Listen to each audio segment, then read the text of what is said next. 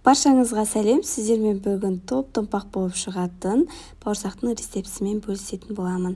Ендеше бастайық. Ең алдымен суымызға дрожжімізді, тұзымызды, қантымызды қосып, жақсылап ергенге дейін араластырып аламыз. Одан кейін ұнымызды салып, үстінен сұйық майымызды қосып, иіні қанғанға дейін жақсылап илейміз. Қолмен де илеуге болады. Иленген қамырымызды бетін жауып, жылы жерге 1 сағат немесе 40 минутқа қойып қоямыз. Көтерілген қамырымызды ұн сеуіп жіберіп, оқтаумен үстінен жайып шығамыз. Барлық шеті бірдей қалыңдықта болуы керек. 2 немесе 3 мм қалыңдықта жаюға болады. Одан кейін стақанмен дөңгелектеп кессеңіз де болады, немесе 4 бұрыштап кессеңіз де болады.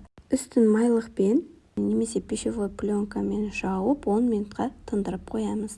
Орташа отта қызып тұрған майымызға бауырсақтарымызды салып, екі жағы қызарғанға дейін жақсылап пісіріп аламыз.